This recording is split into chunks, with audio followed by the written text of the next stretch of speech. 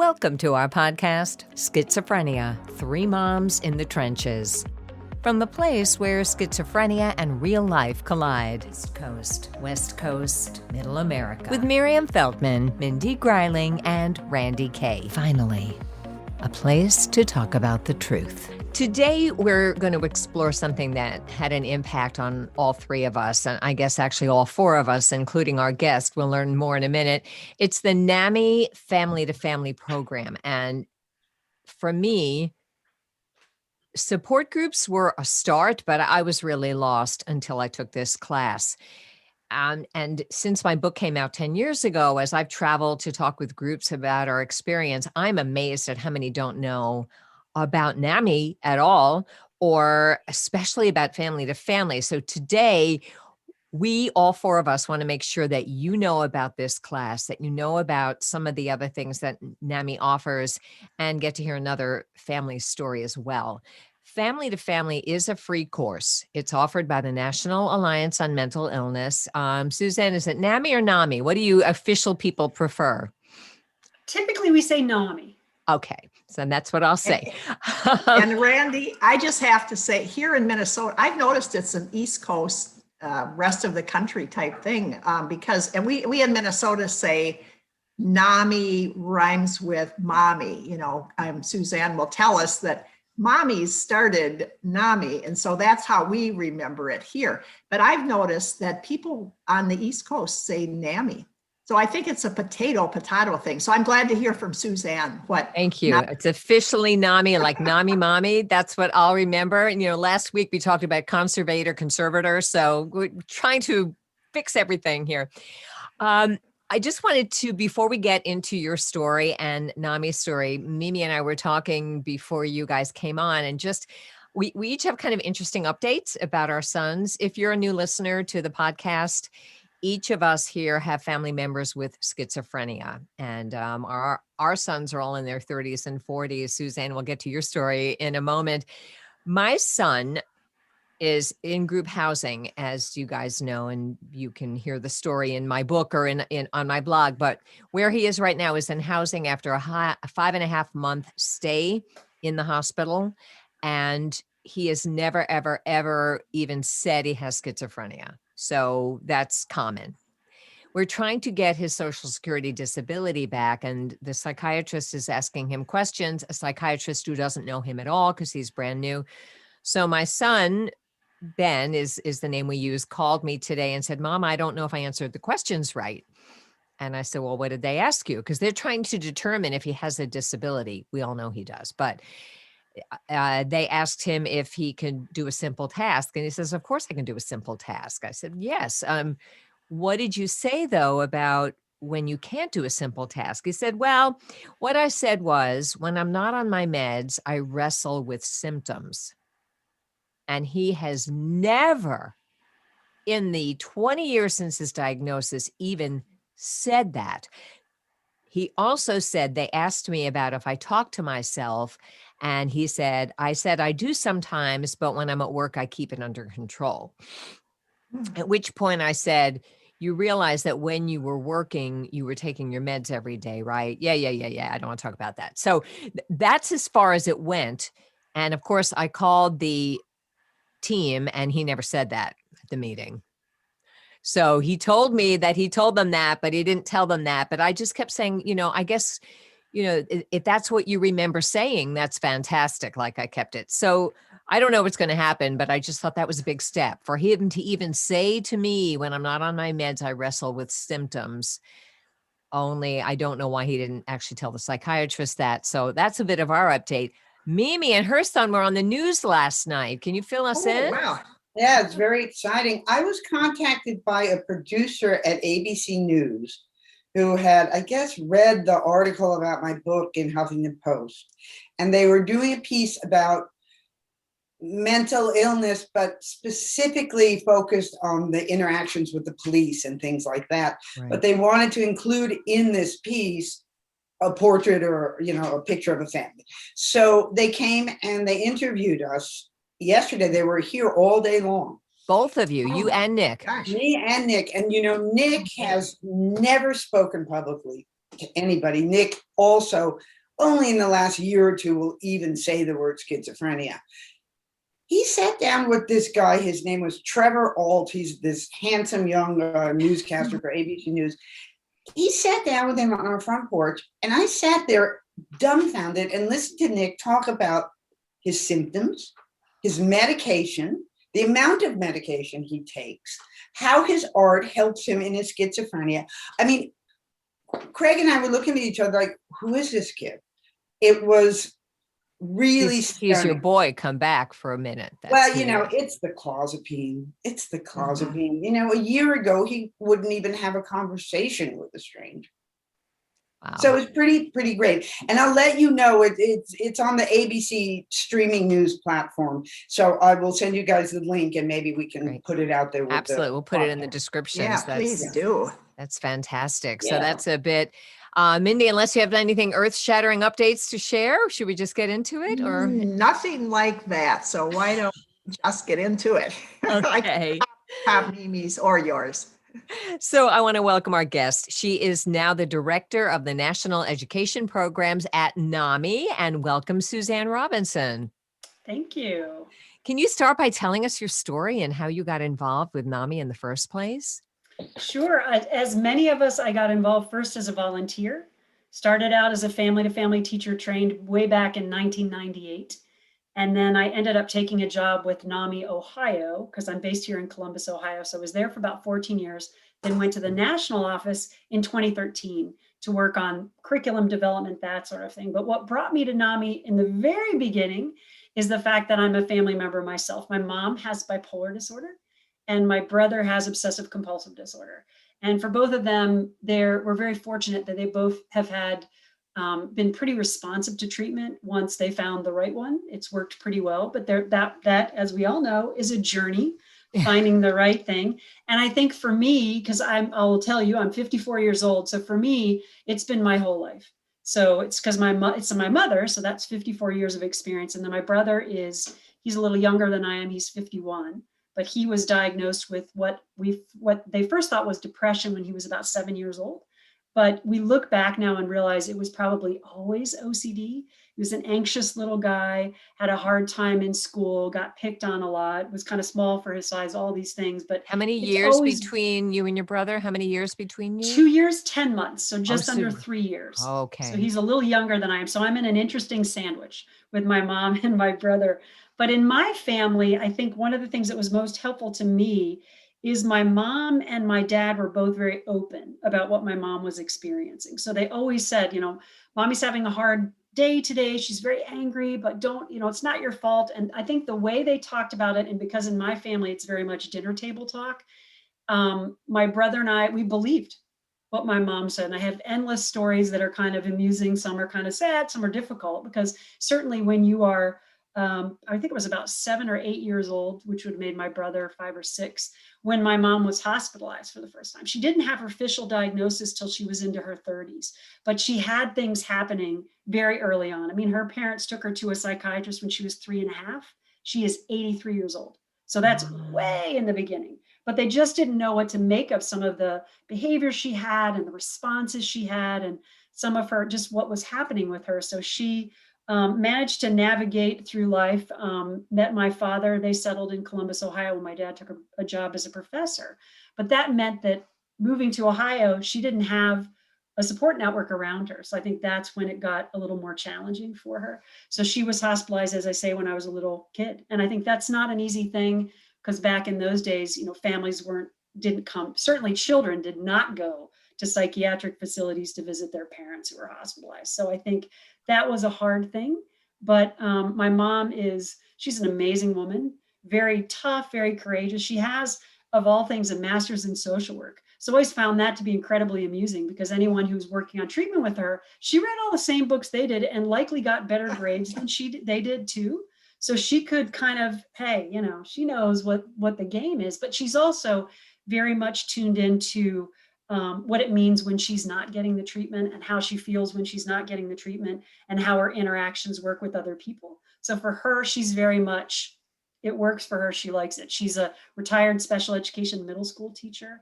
married to my dad for 52 years. So a very rich and wonderful life, but certainly not one without struggle.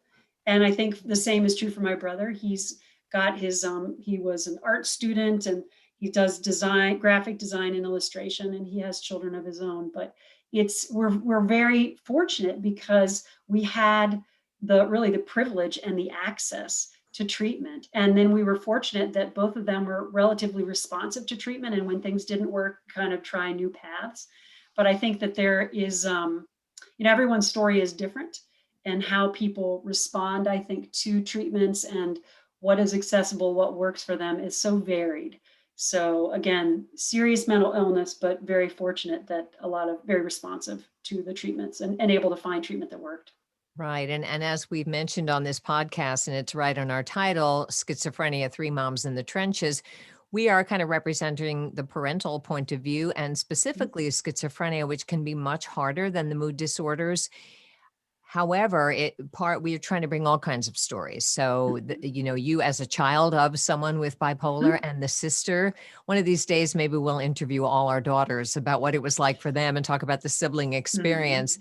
But all of that, and I learned all this because I took Family to Family. So tell us just a bit of a background about NAMI for someone who doesn't know what it is. And then I'm just going to turn it over to Mindy or Mimi. This is very loose here. And just maybe they'll tell you a little bit about what Family to Family meant to them and ask some more questions. So, how did it all start?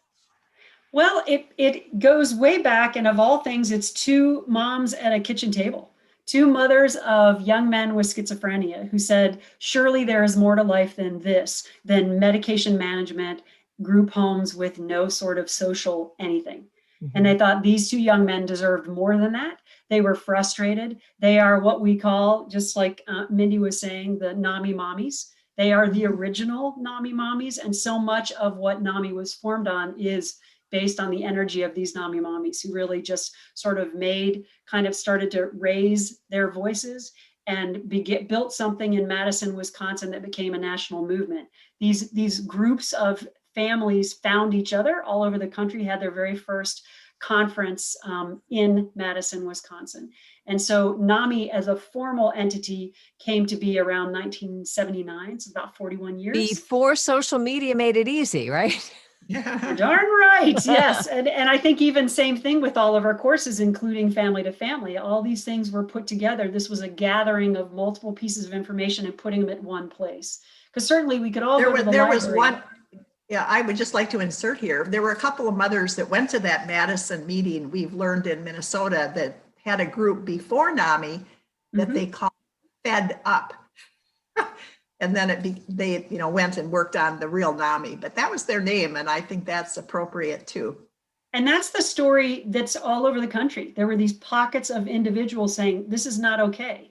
And then finding each other, like you say, pre-social media, and creating this movement. So the movement started more as family members, but it has since expanded. So it includes a large part is individuals who experience mental health conditions, whether they have a diagnosis or not. So we have programs that are run by and for people who have these conditions and diagnoses as well, and also providers who have interest in this. And so there's a lot of different opportunities to get involved with NAMI, but also to get support and education from NAMI. So whether it's the classes, support groups, presentations, all very helpful. But one of the core elements for everything NAMI is the fact that all that we do is peer-based, meaning it's people who have the lived experience working with others who have that lived experience. So what qualifies me to teach Family to Family, certainly that I took the course, I got the training. And while I do have a master's in social work, that is not what qualifies me. It's my lived experience. So the lived experience is such a key element. And it's really the heart of everything that NAMI does,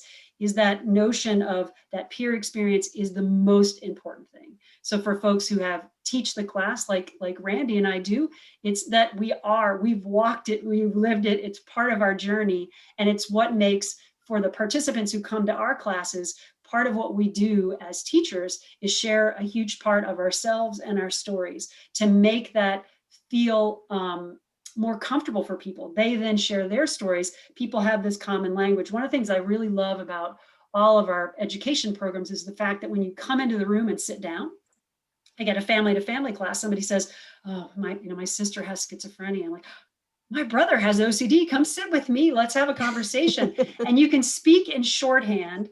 The shame kind of goes away, because I think especially, and I think for the three of you, I would not be surprised that, because I know it's a challenge for my mother too, with my brother having a mental health condition. First of all, for her, she wanted it to stop with her and it didn't. And that's a hard thing for her to accept. But I also think for parents, they often feel this extra burden because people look at them and say, you and your parenting, what did you do wrong?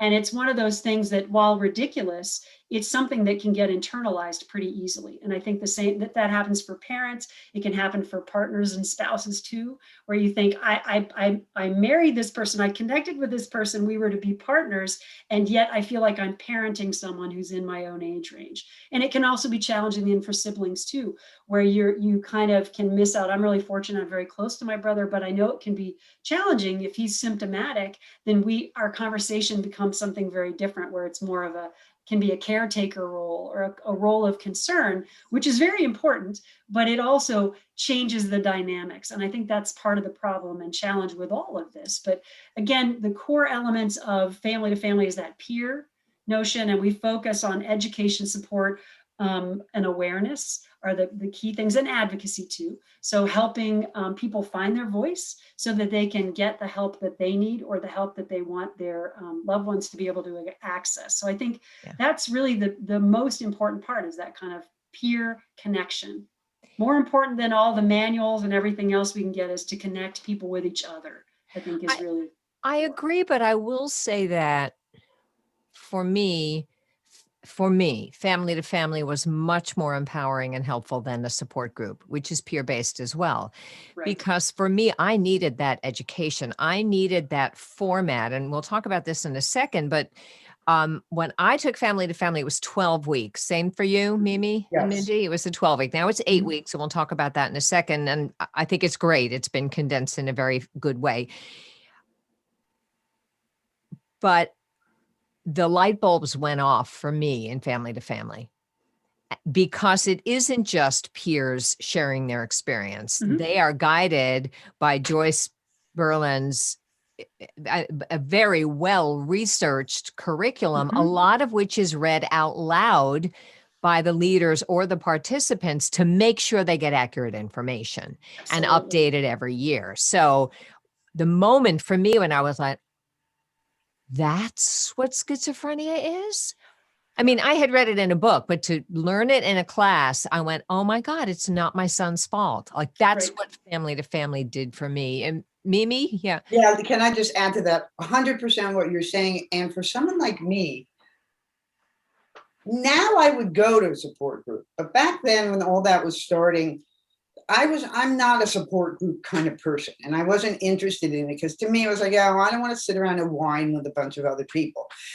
But when I heard about family to family, then that I was interested in. And I, by serendipity, heard about this and ended up in family to family right at the beginning of all of this. And it changed everything, because all of a sudden I had tools and I had understanding and I had an idea of what to do and what not to do. And it was 12 weeks. And I mean, I could have kept going for a year. It really, really made a difference. And I think that it brings in people who maybe wouldn't go to a support group. And for me, my grandmother had schizophrenia, so I did minor in psychology for both my BA and my MA. So I had a lot of the facts, and I certainly knew what schizophrenia was. But for me, the biggest part was learning the new things that hadn't been there. You know, I had gotten all my information 20 years before Jim got sick. And so the first class that I remember, the assignment that I just took away as the most important thing that I got, that I still use from family to family, was the chart and the discussion of what does the person who has mental illness, what can't they help, and what can they be accountable for? Because I think our first reaction is just to kind of protect and, think they can't do anything. And that is so wrong. And so NAMI's family to family class, my golden nugget was to learn what Jim still could do. And that really informed our whole philosophy about him. He could still do a heck of a lot, and he could work, and didn't buy that he should just never do anything productive because he couldn't have stress. But Nami taught me to stand up better for my son. And then I actually want to hear why we went to 8 weeks, because we all mourned when the classes were over. We didn't want to stop. It was a small group, 18 or 20 people. One of the women that was in that group is still one of my best friends. We're both on our county adult mental health advisory council. We took a trip to Mexico, and she's actually a whole chapter in my book, and she shows up other places. She came to Jim's mental health court graduation and so forth, all because we met her there. And she's not someone, like Mimi said, to sit around and moan about. We laugh and we have fun and we talk about what our sons can do, because we became educated. So I so love that curriculum. And I was so glad I got to meet Joyce Berland when I was on the National NAMI board. She was still the staff person. Are you Joyce Berland now, Suzanne, or do you have a different title? So let's explain who Joyce Berland is for someone who might not know. I'll let you do that, Suzanne. I'm happy to do that. Yeah. Joyce Berland is actually really the ultimate NAMI mommy. She is the person who wrote the family to family curriculum, but she's also someone who her sister had schizophrenia, her daughter has schizophrenia. And for her, she very much felt that same kind of thing that I think we all have, where this is not acceptable. It's not okay that people are treated this way. And she got so irritated that she went and got her PhD in clinical psychology, and really because she wanted to be at the table to make that noise. And she put together this curriculum, which really she had the foresight to think about trauma-informed care before it had a name. So she really looked at the impact that trauma has on all levels, the individual who's experiencing the symptoms, their family, and all of that, and created this amazing curriculum that at the time was 12 sessions long. And again, created way back when, 1991, it was gifted to the national office NAMI in 1997 when it took its new name of Family to Family.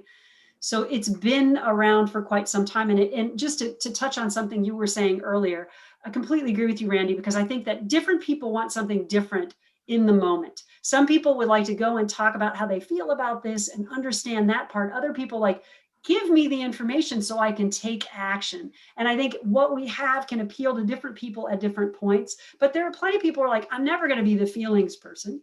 I feel something about this, but I will talk to my own people about that. I want to know more. What action can I take? So teach me something and give me the information so I have the background, the understanding, and the growing empathy. And I think that's a key part of this. But with this shift from 12 weeks to 8 weeks, a lot of the core elements remain, because the 12-week version is an evidence-based program. There's research into the efficacy of that. A lot of those core elements that got us the evidence-based status stayed with the 8-session version. Problem solving, communication, different relative groups. We talk about, what does it mean when I'm a sibling and I'm experiencing this? What does it mean when I'm the adult child of someone? What does it mean when I'm the spouse? What does it mean when I'm the parent, the grandparent, whatever it is? So we still do those core things that I think people found profoundly and intensely moving and life-changing. And certainly the chart that you talk about, the emotional, the various emotional responses. The stages of emotional for us and for our loved ones. Yeah. Those pieces are all still there. Some of the elements that were removed, we used to have a class that was about advocacy as a standalone class. And now we've kind of inserted advocacy across the course, because back in the day, when we didn't have the great Google and other ways to kind of find information immediately, and we didn't have the movement that we have now, we have a very much more active group of people, because they join the NAMI, they become a board member, they kind of do these other things. In the old advocacy class, we had people sort of start their own committees, and now with working boards, that made less sense. We did some combining of information. We have some other courses at NAMI that are 6 sessions in length. There's one called NAMI Basics for parents of young children. There's one called NAMI Homefront, also 6 sessions, which is for military veteran families. And we sort of looked at between a 12-week length and a 6-week length, what might make sense. And we landed on 8 weeks kind of randomly, but 8 weeks just because that seemed like a decent balance. Because you're right, there are people who absolutely say they start at 12 weeks or 8 weeks and they say, oh, this is so long, I'll never get through it. And then as they come closer to the end, they're thinking, what am I going to do with my life? Don't end, don't end. Right. And I think one of the things we have found in our modern times where people are pulled in so many different directions that having it a little shorter than 12 weeks seemed to make some sense. So again, those core elements remain, but it's still 2.5 hours each session, but it's now just eight sessions total instead of 12. Right. So, but there are opportunities for people to sort of continue by maybe joining a support group or doing other things. And we certainly have groups who say, hey, let's do a class 9 because we want to bring in some speakers about this topic. We still bring in a speaker too, to talk to the class members about somebody who has a lived experience with an illness and a diagnosis to share their story too. I have to say, and I want to share that obviously all of us took it as a 12-week class, and there is a certain amount of bonding that is never forced, but begins to happen because everybody's learning together. In fact, I don't think I'm giving away a big secret here. I was amazed that nobody tells their story until week 3. Right. And I was like, what? I need to whine and complain. Like I need to tell my story. But you know what? The way stories were told at the end of week 3, after everybody had 3 weeks to get to know each other and care about each other, and everybody had gained some knowledge and facts to put their story in perspective, it meant a lot more. I learned after I took it and taught it probably 20 times, how beautifully constructed it really was. I thought, oh, she didn't know where to put this, so she stuck it in week 3. And I'm like, no, she has PhD. She knows what she's doing. So it really is beautifully constructed, and how so many of the facts are given at the beginning with time to talk about feelings, but you don't really get deep into the weeds of the feelings until week 6 or 7 or 8. And it still happens. So I have taught the 8-week version, I have to say, and it works beautifully. And we still do stories at 3 weeks. Still do so to give people that time to build some rapport and some trust, and to understand that the leaders of the program, the teachers, are going to share just as much of themselves as they're going to ask of a participant. So you kind of find that balance and that back and forth too. Right. Mimi, you look like you wanted to say something. No? No, I was just into what was being said. It's reading you. So we have an 8-week. Can we talk a bit? Believe it or not, we're almost at 30 minutes. So I want to, and we can go a few minutes over. It's fine. I'd like to ask you about COVID and what has happened since 2020. Now, in the past, it was like you had to rent a room and get people to come to the room and worry about weather and snow and all those things. Obviously, COVID came and we all were in lockdown. So how did Nami, adjust to that, and what is happening? And obviously we've gone virtual, but how's that going? It's actually gone pretty well, unexpectedly. So as everyone has had happen with COVID, the great pivot, where we all had to pivot this way and that way. It changed how we all celebrated holidays in 2020. It's all these things. But what we ended up doing for the education team where I'm based, we came up with some guides to help people make that shift. What kinds of things should we think about in terms of maintaining confidentiality and the sense of comfort and safety and camaraderie that happens in an in-person class? And one of the things that I think is really interesting about having to do things on Zoom or otherwise is that all of a sudden we have a window literally into somebody's home. And in some ways, it's created this different type of intimacy, because maybe the person who if you're coming to a course because of you've got concerns about your partner or husband or wife, whatever, maybe that person's in the other room. And it does create this interesting dynamic. It creates challenges there too, because it means it's all about the headphones and maybe you can't say something in a certain moment. But I think it has been, the wonder of it the benefit of it is it has allowed, I know in many cases, it's allowed families to take the class at the same time, despite the fact that they're across the country from each other. So they're meeting on behalf of the same family member, but they're taking a class, they're all joining the class in Idaho because that's the time zone that works the best. So in that sense, it's been really kind of amazing. It's also allowed us to meet people and engage with people who otherwise wouldn't have been able to take a class, because now all of a sudden they're not wedded to 6:30 on a Tuesday evening and my time zone doesn't work, but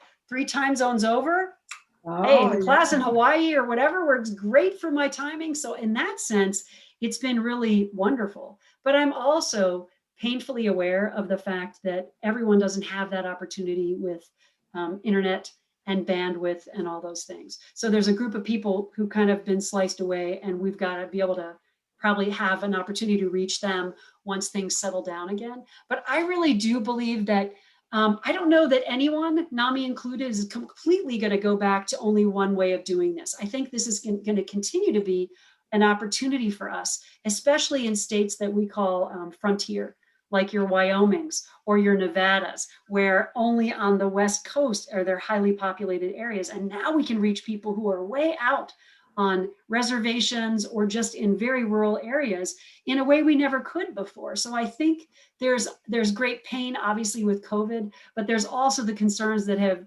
COVID has raised of isolation. So for people who already had diagnoses or were already dealing with pretty serious things, and the isolation that came with that, but also people who are very new to this mental health challenge arena and are finding NAMI for the very first time. So certainly we have a helpline.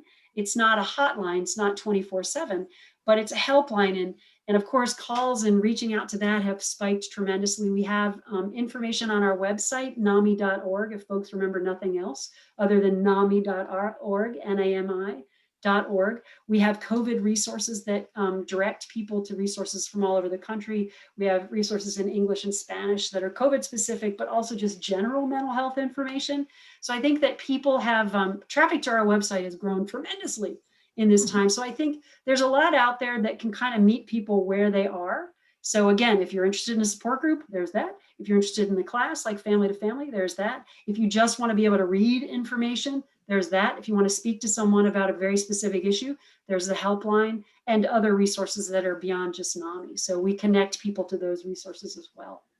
Suzanne, could you tell us a little bit about, you mentioned we can now reach people in rural areas and so forth. What kind of saturation do we have with the number of families that have the potential to take family to family? How many would you say have actually had a chance to take it?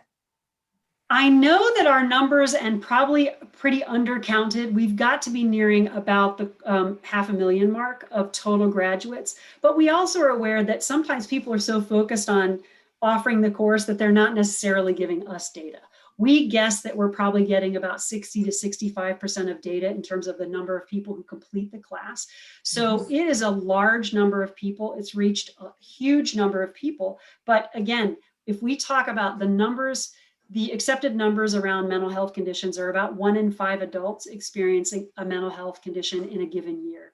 1 in 6 youth ages, I believe it's 10 to 17.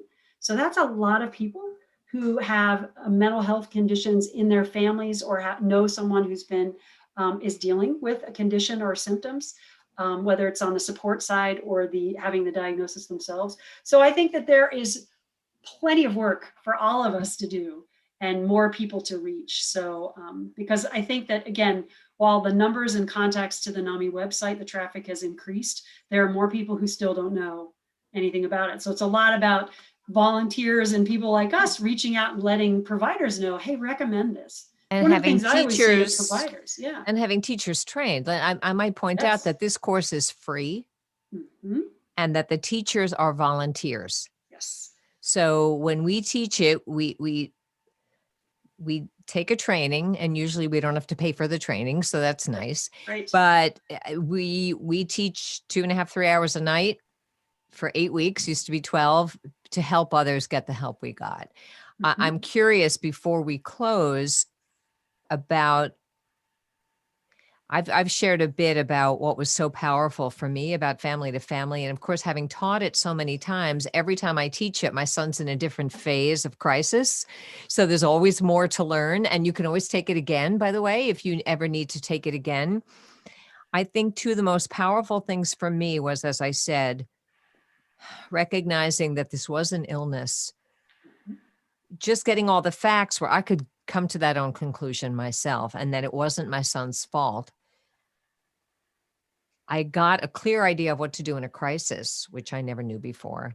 And I learned to have empathy for what it must be like for my son. And believe me, that made me cry and still does. But that was powerful. Mindy or Mimi, do you remember anything that really hit you in that course? Well, you really nailed it for me I don't want to talk about what they exactly do in the group, but there's an exercise where you get to experience what it's like for your loved one with schizophrenia. And I'll never forget that. I mean, I wrote about it in my book, even and to this day, and we've been doing this for 20 years now. There are times when I have to just slow down, remember what that was like so that I can deal with him, because it allowed me to understand how he was perceiving the world. And that was profound. And I already shared what was most impactful for me. So I'm going to say my daughter took the class as well. She lives in Washington, D.C., and she drove quite a ways into Virginia, halfway down the state, 12 weeks after her workday to take this class. So she was very dedicated. And her takeaway, which I'm not sure is totally healthy for her, but it's helpful for us parents. Her takeaway was, I think she was in with a lot of parents, and there she was, the sister.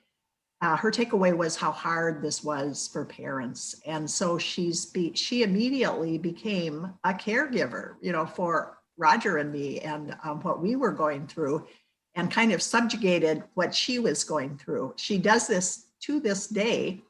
And it's helped for her to then be our son's trustee when we die. And when we took a vacation once out of the country, she took over and called wherever he was and checked up on him.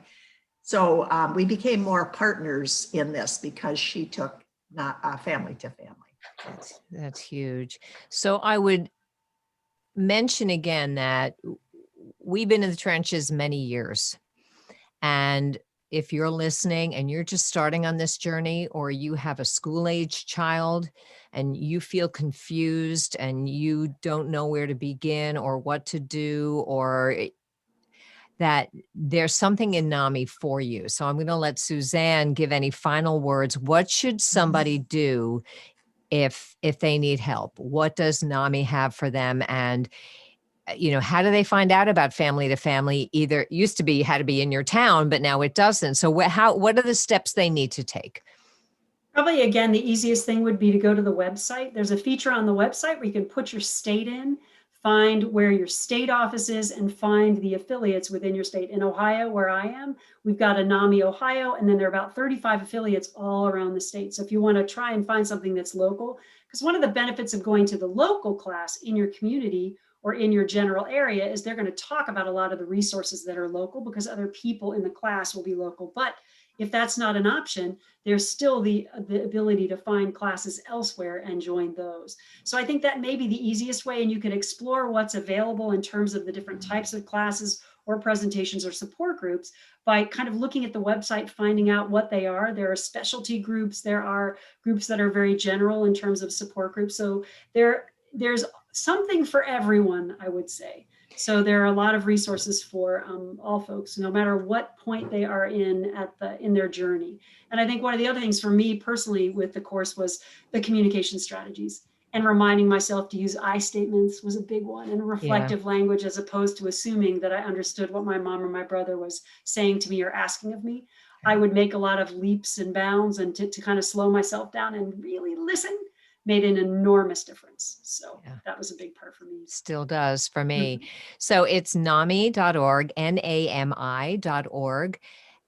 You may probably have a separate website in your state as well, but NAMI.org will link you to that.